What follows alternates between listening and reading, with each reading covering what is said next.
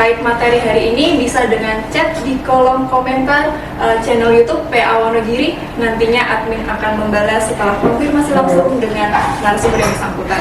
Kemudian ini sesi berikutnya yaitu sesi diskusi. Ada sesi tanya jawab untuk para sobat tari menyapa yang ada di studio. Mari saya kasih kesempatan untuk para audiens yang ingin bertanya. Baik, waduh, banyak ini Pak yang mau bertanya. Siap ya Pak ya? Insya Allah. Iya, siap. Baik, Pak Nur Ikhwan dulu.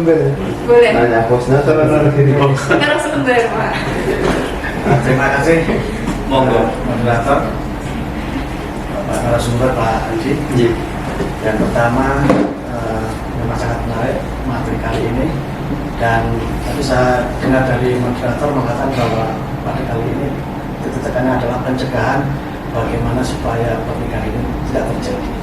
Tadi saya dengar dari A sampai Z kok belum ada langkah-langkah konkret seperti apa yang bentuk-bentuk pencegahan, seperti apa yang harus dilaksanakan oleh kita atau mungkin pemerintah ataupun lembaga apa ya, sehingga supaya pernikahan ini tidak terjadi. Sebab kita tidak bisa menyalahkan warga kita sebagai masyarakat awam sekalipun secara undang-undang sudah diundangkan, tapi pada kenyataannya memang banyak warga yang tidak tahu tentang undang-undang tersebut, sehingga warga itu banyak yang mengajukan pernikahan dini karena memang ya ketidaktahuan mereka. Nah, hal ini bukan kesalahan mereka semata-mata, tentunya ini tugas kita sebagai diantaranya mungkin pemerintah daerah juga perlu ada penyuluhan hukum yang konkret. Kalau dulu mungkin ada penyuluhan hukum yang melibatkan pengadilan agama, mungkin melibatkan kepolisian, yang kedua melibatkan BPN dan sebagainya. Barangkali selama ini kami selama di Wonogiri kayak belum tahu ya dari pemerintah daerah itu menggandeng instansi terkait penyuluhan terutama mengenai hal diskusi kali ini Pak. Sehingga mungkin barangkali di Forkominda juga saya mohon bisa diberikan masukan kepada beliau Bapak Bupati sehingga kedepannya bisa dilakukan satu bentuk-bentuk pencegahan yang konkret, sehingga bukan hanya sekadar melalui media, sekalipun media sekarang sudah sangat-sangat luas. Itu yang pertama. Kemudian yang kedua, kira-kira dengan adanya undang-undang yang baru dalam arti yang perubahan tentang usia pernikahan itu, maslahat dan manfaatnya itu kayak apa Pak? Artinya kan mungkin dari penggodokan para anggota dewan dan sebagainya, sehingga kira-kira ada manfaat dan maslahatnya dengan semakin naiknya. Demikian Pak, terima kasih. Assalamualaikum. Terima kasih. Undang-undang baru ya Pak ya. Apa mudorotnya dan apa maslahatnya? Begini, jadi dispensasi kawin itu, dispensasi nikah juga itu bukan karena kebutuhan. Selama ini dispensasi kawin itu bukan karena kebutuhan, tapi karena keterpaksaan, rata-rata demikian. Jadi yang murni akan nikahkan anak usia sebelum 19 itu belum ada perkara yang masuk karena itu.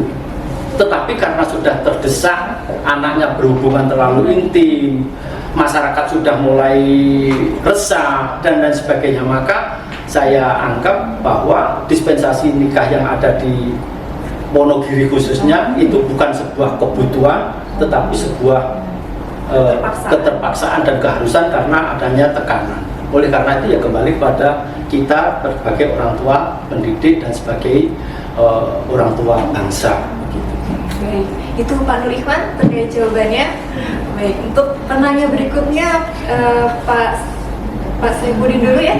Baik. Mari Bapak. Baik, terima kasih. Mohon izin. Assalamualaikum warahmatullahi wabarakatuh.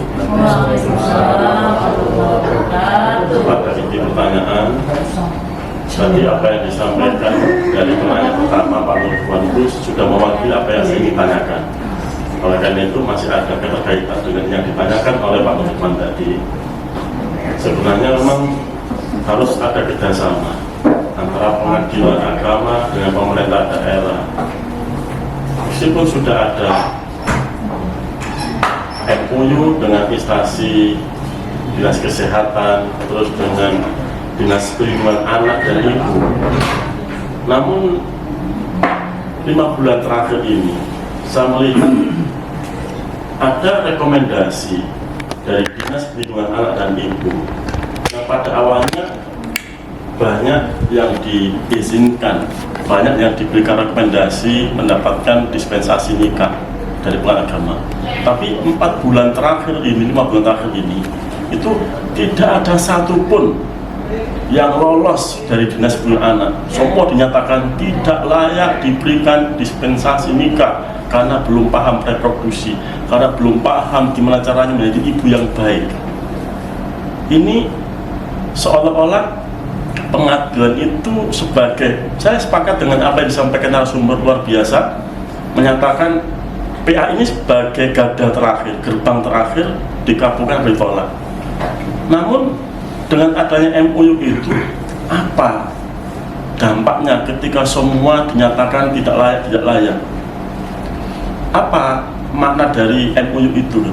Apakah Dinas Perlindungan Anak itu hanya sekedar secara formal langsung orang mohon izin agar dikasih pembinaan dan sebagainya, dinyatakan tidak layak? Lah, ketika itu dinyatakan tidak layak, terus apa sikap Pengadilan Agama Wonogiri? Karena saya lihat hampir 4 bulan terakhir ini satu pun tidak ada yang lolos. Nah, mohon izin, mohon penjelasannya, mohon maaf. Wassalamualaikum warahmatullahi wabarakatuh. Jadi begini, menurut hemat saya, hemat kami, bahwa kita namanya kiper ya, kiper penjaga terakhir, benteng terakhir. Maka dalam pertimbangan kita itu kan ada madharat manfaat, dan apabila ada 2 madharat yang bersamaan, maka kita pilih madharat yang paling ringan. Di samping itu bahwa mereka bukan kita menafikan pemeriksaan lembaga selain kita, bahwa pada waktu pemeriksaan apa benar-benar mereka itu dihadirkan pihak-pihaknya. Kalau kita kan benar-benar berhadapan dengan para pihak, oleh karena itu faktor sosiologis, filosofis, terus faktor psikis itu akan tampak. Kalau sudah misalkan mereka sudah di lembaga yang lain menyatakan tidak pantas, tetapi ternyata dia tidak punya kerjaan formal, tetapi dia sudah mempunyai pekerjaan non formal. Dia bertani bisa, dia ikut membantu sebagai kuli sudah bisa, ternyata dia juga jadi pekerja-pekerja yang lain. Terus secara fisik dia sudah besar, setelah kita adakan wawancara kejiwaan, dia sudah bisa meskipun tidak sematang orang yang usianya lebih dewasa. Oleh karena itu sebagai pertimbangan saja bagi kita untuk memperkuat alasan kita, karena pertimbangan kita bukan hanya dari segi yuridis, tapi juga dari segi sosiologis, kepantasan, perlindungan, dan lain sebagainya. Sementara barangkali begitu, Pak Yai. Assalamualaikum warahmatullahi wabarakatuh. Perkenalkan Pak, sebelumnya saya Rizka Amalia Dewi. Saya ingin bertanya karena ada hal ini yang masih membuat saya penasaran. Mohon pencerahannya. Kemarin Pak Aji kalau penasaran. Jadi dalam perkara dispensasi nikah itu ditemukan adanya persetujuan, persetujuan ataupun komitmen dari orang tua. Nah, sedangkan jika dibandingkan dengan KUH Perdata sendiri, pasal 330 KUH Perdata itu kan mengatakan bahwa orang yang telah dewasa itu ketika dia sudah berusia 21 tahun ataupun telah menikah. Begitu juga di dalam Undang-Undang Sistem Peradilan Pidana Anak, yang mana di dalam pasal 69 ayat 1 itu mengatakan bahwa seorang anak yang telah berusia 15 tahun atau lebih itu bisa dikenakan suatu pertanggungjawaban pidana seperti itu. Lalu kaitannya dengan dispensasi nikah itu Pak, dengan demikian kan ketika anak nanti sudah menikah itu bisa dikatakan dia itu sudah dewasa, dianggap telah dewasa baik dalam sisi keperdataan maupun pidananya seperti itu. Nah, kalau begitu seberapa urgensinya sih Pak adanya persetujuan ataupun komitmen dari orang tua, yang mana di dalamnya itu terkadang ada klausul orang tua itu juga ikut bertanggung jawab seperti itu ketika nanti anak itu sudah menjalani bahtera rumah tangga. Nah, seberapa besar itu urgensinya. Lalu ketika dalam perkara itu menyertakan adanya komitmen seperti itu, apakah itu dapat dikategorikan atau dapat dikatakan bahwa persentase perkaranya terkabul itu lebih banyak, lebih besar, Paten. Terima kasih, mohon pencerahannya. Assalamualaikum warahmatullahi wabarakatuh. Karena dia belum dewasa, belum nikah kan, masih di bawah umur, maka tanggung jawab orang tua itu masih melekat. Oleh karena itu, ini akan dijadikan pertimbangan oleh hakim apabila kedua belah pihak tadi belum mampu mandiri secara ekonomi. Jadi tanggung jawab ini nanti akan bukan dibebankan, akan di backup oleh orang tuanya, dikandung maksud dengan awal yang kurang baik ini tidak berakhir dengan kejelekan, yaitu perceraian. Oleh karena itu backup dari orang tua ini sangat diperlukan. Bukan sebagai, kalau memang dia sudah nanti bisa mandiri, itu tidak menjadi masalah, tetapi dikandung maksud apabila itu tadi pihak-pihak yang akan dinikahkan itu belum bisa mandiri secara ekonomi. Oleh karena itu bimbingan orang tua dan backup secara ekonomi dimintakan kepada orang tua yang mengajukan permohonan dispensasi itu. Di samping itu juga sebagai kelengkapan daripada persyaratan kan harus ada pernyataan telah ditolak oleh KUA. Jadi bukan serta-merta kita menerima, tapi kalau memang KUA sudah menolak, baru kita mencarikan jalan keluar. Sebenarnya PA itu bukan bukan yang seperti dianggap bahwa mempermudah. Justru PA itulah penyelamat kondisi bangsa yang ada ini. Tanpa ada PA, tanpa ada lembaga dispensasi, maka banyak perempuan khususnya yang berusia kurang akan tidak terlindungi, juga perlindungan anak akan berkurang karena tidak adanya dispensasi kawin, sehingga tidak mempunyai akta pernikahan, sehingga tidak mempunyai akta kelahiran. Demikian.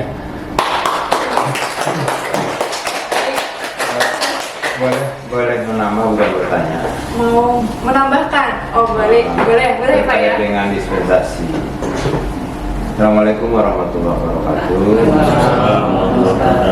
Kalau kita lihat sejarah orang tua kita, ada yang menikah 15 tahun, mempunyai anak sampai 15, sampai 14, 13, pokoknya belas lah. Artinya negara belum sampai sebuah situ melihat generasi-generasi untuk memajukan bangsa. Tapi dari segi stuntingnya tidak pernah muncul karena berjalan waktu dan zaman itu sendiri. Sementara Islam itu sendiri sejak awal sudah memberikan nuansa solusi. Artinya kalau dulu di Undang-Undang Nomor 1 itu ya kan, dan juga undang-undang yang menyangkut masalah pendidikan dunia anak semua adalah perubahan negara menambah jumlah umur sampai 19 tahun. Ini juga dilatar belakangi oleh kepentingan anak dalam dunia pendidikan. Dari berbagai pertanyaan masyarakat itu sampai anak-anak itu sendiri ditanya secara apa istilahnya bertatap muka, face-to-face, Anda ini sebenarnya memilih yang pada prinsipal untuk saudara sendiri itu sekolah apa menikah atau kawin. Banyak anak-anak yang sudah hamil duluan atau sudah dipergoki oleh warga harus menikah, dia seharusnya memilih pendidikan atau sekolah. Kan tetapi dengan kondisi seperti itu, dia harus menjalani nikah di bawah umur, sehingga berbagai hal yang disampaikan oleh narasumber tadi sudah dilihat negara. Bukan berarti negara ini mempersulit atau tidak memberi gerbang besar, karena dalam Islam itu sendiri sudah disampaikan tadi, orang-orang tua kita itu ada yang menikah 15, 16 ya, dan tidak pernah menjadi apa istilahnya survei negara baik dari kelahiran, perkembangan, pendidikan. Nah, tapi dengan zaman yang sekarang ini yang sudah begitu maju, kita lihat ada stunting ini, memang Indonesia termasuk juara juga ini di dunia, ya. Anak-anak yang lahir mengalami stunting itu, artinya beberapa survei yang sudah kita ikuti dari Menteri Kesehatan, memang Indonesia termasuk kategori tertinggi ya warganya yang lahir dalam keadaan stunting. Tapi ada juga keislamannya, kalau dispensasi itu harus 19 tahun sesuai dengan Undang-Undang Nomor 16 ya, tahun 2016 itu, bahwa laki-laki dan perempuan calon suami istri harus 19 tahun. Itu juga di latar belakang pendidikan, wajib belajar 9 tahun sampai 19 tahun lah, itu pas tamat SLTA itu. Ternyata itu juga jadi wacana bagi beberapa pakar pendidikan. Dengan adanya dispensasi kawin itu, anak itu gagal sekolah.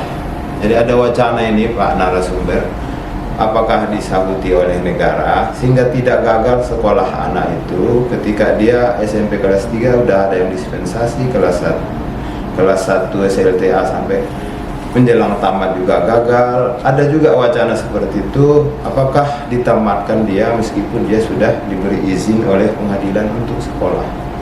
Ini juga semua problem negara, khususnya bagi kita warga Wonogiri ini juga seperti yang disampaikan tadi, bahwa prinsip dasarnya anak-anak itu sebenarnya mau tamat gitu, sehingga tidak gagal dia untuk keturunannya nanti, karena dampaknya sangat besar.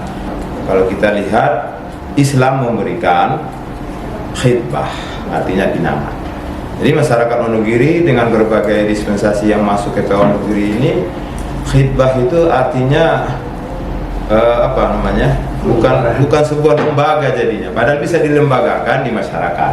Artinya bisa jadi peraturan daerah masing-masing gitu kan.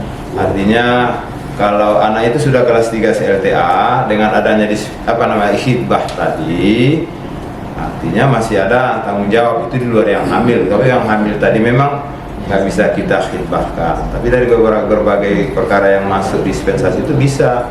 Khidbah itu ada dalam Islam itu 2 tahun boleh. Nah ini kalau kita tawarkan ini dalam dispensasi nikah itu, masyarakat nggak peduli gitu, sudah suka sama suka.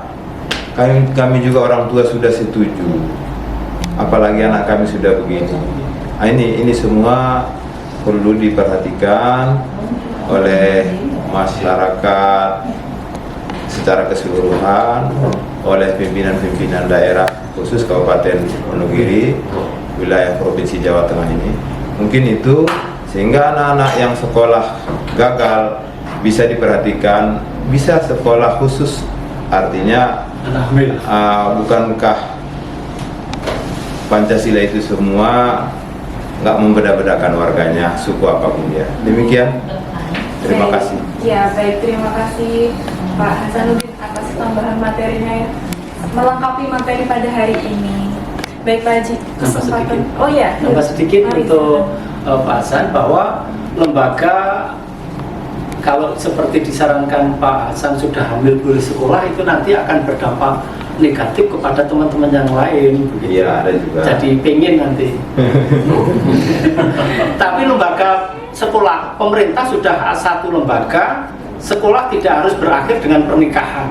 Karena di sana, di sini, bukan di sana ya, di sini di Indonesia itu ada namanya sekolah kejar paket.